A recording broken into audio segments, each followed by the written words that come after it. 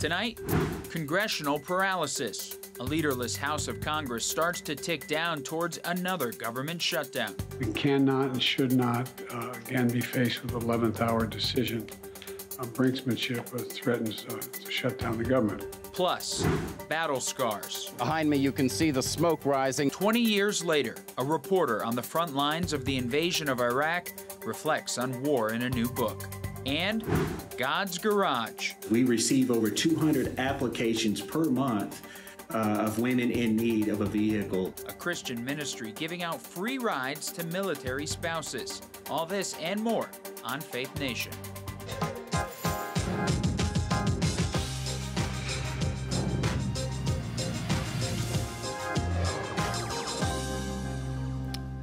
The shutdown clock is ticking as a headless House of Representatives looks for a new Republican leader. Welcome to Faith Nation from our studio in Washington. I'm Matt Gelka. Work in the House remains at a standstill as divided Republicans work to fill a speaker seat vacant amid many candidates still vying for the role. Now, former President Donald Trump is throwing his endorsement into the conversation. CBN News Washington correspondent Hillary Powell is tracking the fallout from the removal of former Speaker Kevin McCarthy. And Hillary, work can't get done until leadership is decided, can it? That's right, Matt. That's why some Republicans have described the battle for the gavel as a circus. There's clearly some frustration about how they're going to unite around a new leader with a looming deadline to fund the government by mid-November. Now, take a look at the three candidates who say they want the job. We have House Judiciary Chairman Representative Jim Jordan of Ohio, who has the endorsement of former President Donald Trump. Majority Leader Representative Steve Scalise of Louisiana is also making calls and texts to try to gather support from colleagues. And Representative Kevin Hern of Oklahoma is also raising his hand. Now, he leads the Republican Study Committee. Trump took to social media to endorse Jordan, saying, quote, "He will be a great Speaker of the House and has my complete and total endorsement." The House Republican Conference is expected to have a candidate forum for the next House Speaker by next week, followed by elections. Matt. Hillary, that's a pretty big endorsement. So is Trump planning to do anything else beyond that? Well, the former president is the front runner for the 2024 GOP presidential nomination. The Associated Press reports he has been in talks to visit Capitol Hill possibly next week, most likely for that candidate forum, but his visit is not yet confirmed. And beyond all of this, there's still a countdown until a potential government shutdown if the House can't function, right? It's true, Matt. President Joe Biden is really applying pressure. He's telling reporters today that he's ready to work with anyone who is selected, but the choice needs to be made soon. We have only 40 days for Congress to get back to work. They're on the same House Republicans on recess now, to fund the government, avoid a shutdown, and protect the tremendous gains American workers have made over the past 2.5 years. Shutdown would mean troops don't get paid. Air traffic controllers wouldn't get paid. There'd be all kinds of problems at airports. Loans to small businesses would be delayed, and closing some of them. It's time to stop fooling around. House Republicans, it's time for you to do your job. Well, obviously, we just heard from the president there. So where do other Democrats stand on a potential rule change over that motion to vacate that ousted McCarthy? Well, Matt, some of them say the motion to vacate gives a little too much power to one person. Now, listen to what Representative Ro Khanna told us about that. I think it should. You probably shouldn't have one person bringing down the speaker. But the reason you have that kind of frustration is people know this Congress is broken. Well, changing House rules in the middle of a session would be tough without strong Democratic support. Matt? All right, Hillary, thank you. So joining us now to talk more about the search for a new Speaker of the House, Missouri Republican Congressman Mark Alford. Congressman, good to see you again, good to talk to you again. And I want to start here. Part of the, I guess, demands going forward from at least some of your colleagues is to perhaps change that motion to vacate rule that got us into this situation in the first place. Where do you stand on that? Should that rule be changed, and was it a mistake to change it to only one person can call for it? I did not like that rule to begin with. When I was in orientation back in November, we were meeting and conferences came up establishing the rules. I did not think it was a good idea then, and I do not think it's a good idea now. You have an anvil basically hanging over the head of the next speaker, whoever that's going to be, subject to one vote for the call of the chair. That's no way to operate. Well, you brought it up, so let's talk about some of those names. Leader Scalise, Steve Scalise, Jim Jordan, Kevin Hern, who hasn't formally announced but seems to be in the mix. Do any of them have your endorsement? Not yet. I want to hear from everyone at the forum. I'm gathering information. I'm friends with all three. Kevin Hern, a great guy. I was just on a little getaway trip with him and a few other people in Pennsylvania a couple of weeks ago. He is the chairman of the Republican Study Committee, a very fine gentleman. Of course, Steve Scalise, we all know, survived the assassination attempt at the ballpark a couple of years back, and now is battling blood cancer, but he got that early. He has a great prognosis. He still has the energy, the vim, and the vigor to get this job done. And then, of course, Jim Jordan, we all know, the chairman of the Judiciary Committee, and I think he would be great as well. Each bring different strengths to this. It depends on who can coalesce this fractured conference and bring us together as one body with one mind and one purpose, and that is to push forward the conservative agenda in the House of Representatives to secure our border, to stop the fentanyl that's coming across from China and Mexico and poisoning our citizens, to balance our budget, to get spending under control, and to decide what are we going to do about Ukraine. I think that's going to be an important vote coming forward. I have to ask you about one more name, maybe a pipe dream for some people, but it was reported that former President Trump has had some interest in possibly throwing his hat into the mix here and becoming the next speaker. But now he's out with a statement where he is supporting Jim Jordan. Does that, in your mind, does that seal Jordan as the next House Speaker, or what's your take on that? I don't think it seals it, but I think it also moves a lot of momentum towards Jim Jordan's camp in all of this. President Trump has a lot on his plate. And if he indeed is going to be the next president of the United States, he's got to concentrate on these court issues, concentrate on campaigning. I think he wants to help. I saw in his social media post that if he could help our House bring some unity in a temporary setting, he would do that. But I think the best help that he can provide right now is the endorsement of who he feels will lead our body and lead our House in the best manner forward for conservative values, and let him concentrate on winning some of these vindictive political persecution trials that he's under. You know, and I'll leave you with this. I know you're very strong in your faith. Have you found yourself praying a lot about this situation lately? Man, I tell you what, I think I shared with you, I cried the first time I walked out on that House floor, realizing that God had put me there and the voters had put me there, and what an awesome responsibility. I shed another tear as when Kevin was voted out. We huddled together with the chaplain, Margaret Kibbens there, the House chaplain, and we were in shock. It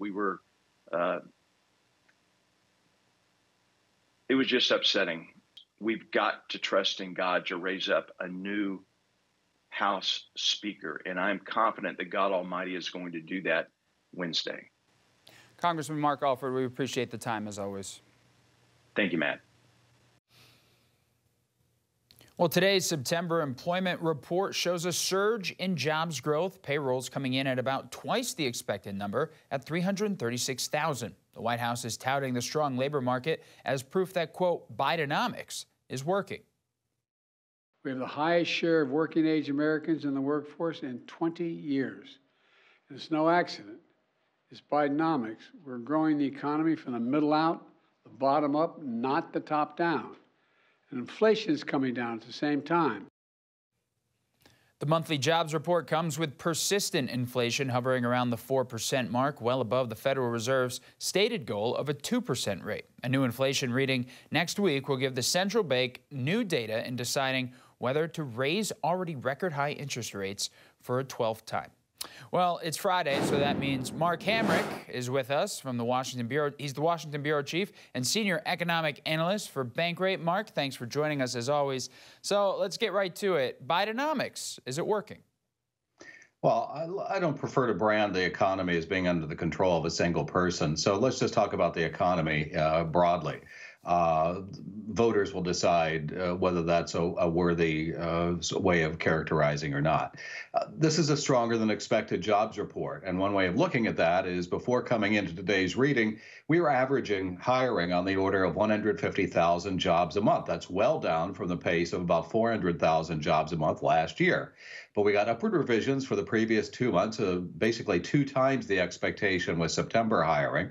And now we're looking at hiring on a 3-month average of about 260,000. So almost 100,000 jobs difference on a monthly basis compared to what we had thought. The unemployment rate remains stable at 3.8%, also stable. Labor force participation, the percentage of those working and looking for work. Where we saw some easing here by an ever so slight 0.1% is average hourly earnings, or measure of wage growth, up 4.2% over the past year. And as you noted, inflation on a year-over-year basis as measured by the Consumer Price Index is in the high 3% range. We'll get an update on that next week. But this now indicates that wage growth, at least for now, in the latest data, is outpacing inflation. And obviously that is a condition that was not the case when inflation was raging.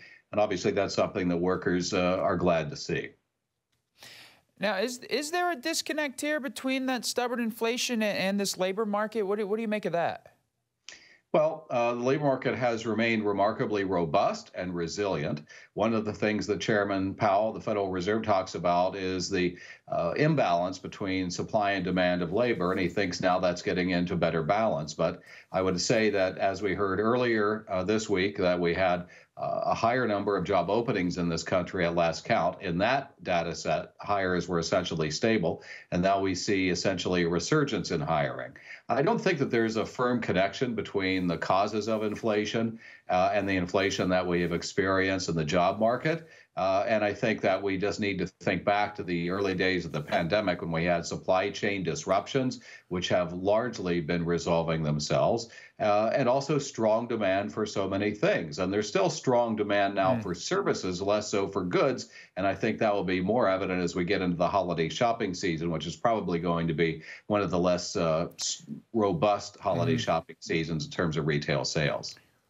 Well, I think everybody will be hoping that inflation does stop being so stubborn. Thank you, Mark. Thank you, Matt.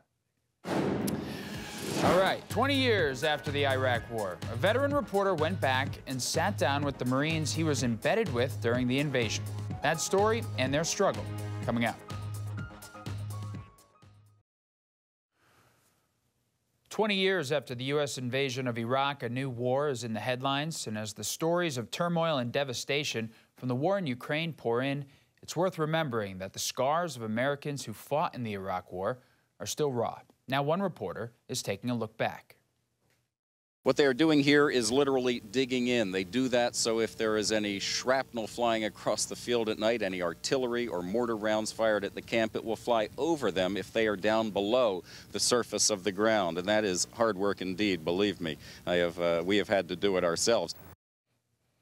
Chip Reed was an embed with the U.S. Marines in the trenches and on the battlefield as U.S. forces fought their way from Kuwait to Baghdad in 2003. Traveling shoulder to shoulder with the troops, the former NBC News correspondent was given unparalleled access, witnessing combat actions and allowing Marines in the fight to tell their war stories in their own words. Now his book, Battle Scars, 20 years later, takes a look back at the Iraq War and how it changed the lives of the 3rd Battalion, 5th Marines. So, Chip Reed, here with us now. Chip, this is such an important time in our lives, time in the nation's history. So here we are 20 years later. What compelled you to do this book now? Well, I retired 2 years ago, and I had always thought someday I'm going to write that book that everybody says they're going to write someday. And I covered a lot of politics, and I figured everybody's writing a book about politics now. I need to do something else. And I was driving home for Thanksgiving vacation or dinner in Delaware, and a pickup truck roared by me, all tricked out, temporary plates and 2 Marine Corps stickers. And it got me thinking about those guys, and I really miss a lot of them. And I thought, that's it. I'll rate this 2 years from now, that was 2021, is going to be the 20th anniversary of when these guys went there. And I was embedded with them, so I'll do it for the 20th anniversary, 2023, and tell their stories. And I was just stunned at how eager they were to tell their stories, because a lot of them feel like they've been forgotten. Well, I think these stories are so important too, and the access that you had, just reporting, being right there, because there's only so much the cameras can show. There's only so much that you can see from the outside. So being on the inside, I would imagine these memories are still so vivid and fresh. Absolutely, absolutely vivid. And what wowed me the most, as I've said, it was the most jaw-dropping, eye-popping story I ever covered in 33 years in news. And I came to respect these guys so much. I don't have a military bone in my body, but these guys at age 18 were making life and death decisions like that at an age when I was trying to decide who to take to the prom, or a year later, what courses to take in college. And it was so unimportant what I was doing compared to what they were doing. And I just came to enormously respect them.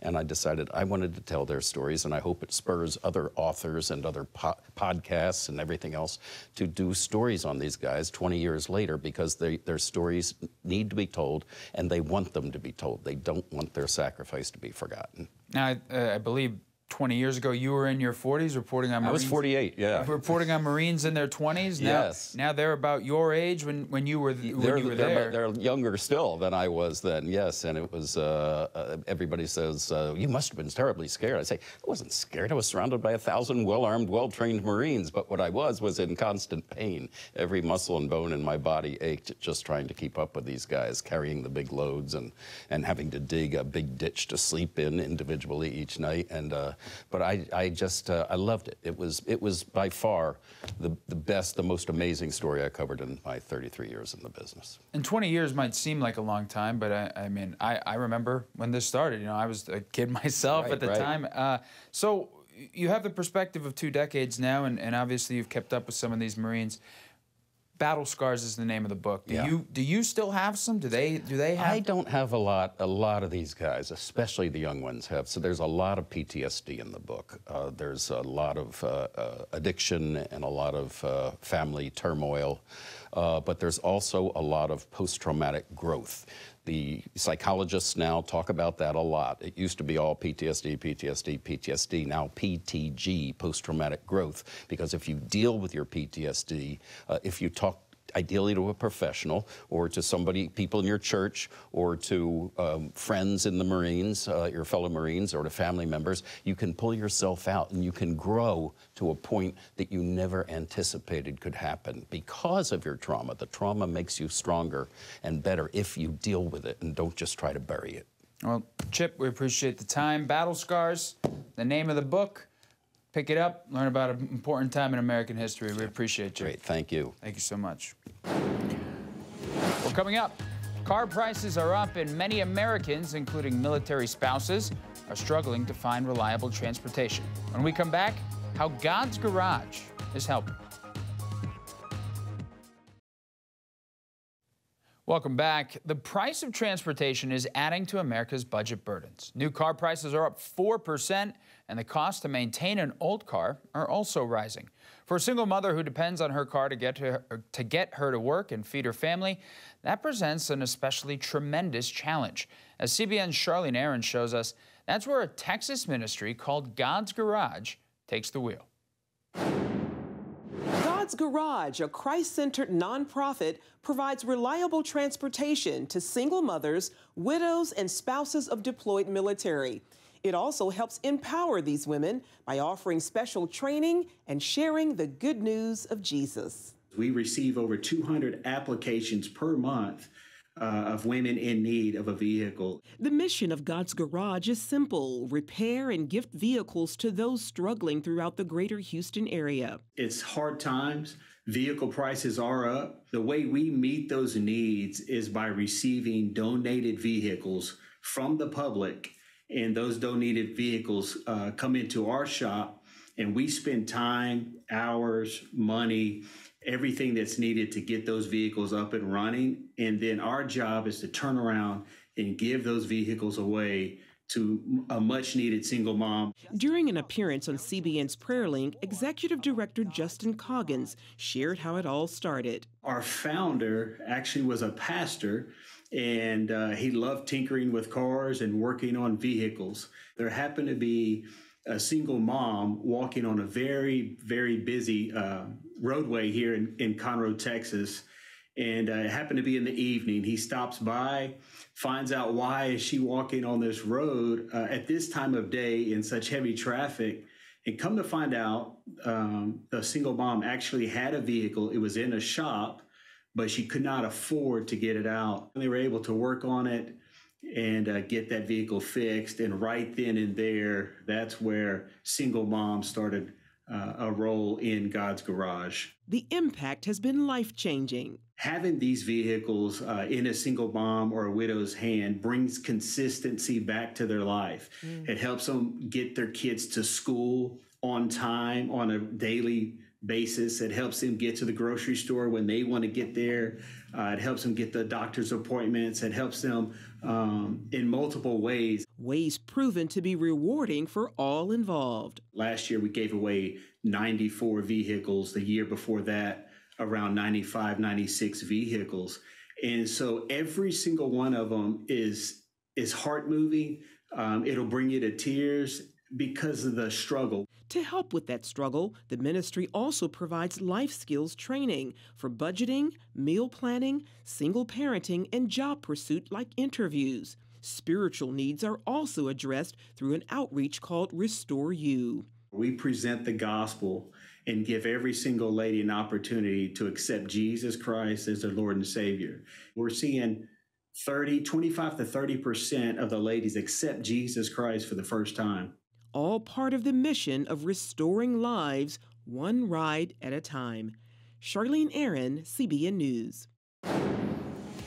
Coming up, the Nobel Peace Prize winner is a win for women and democracy.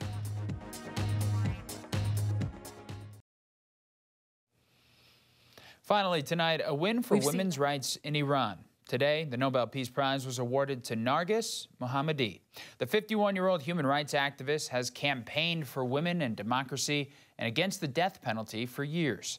Currently facing 31 years behind bars in Iran for her activism, she's persisting in her work. A UN human rights spokesperson said Mohammadi is a source of inspiration to the world. We've seen their courage and determination in the face of reprisals, intimidation, violence, and detention. This courage, this determination has been remarkable.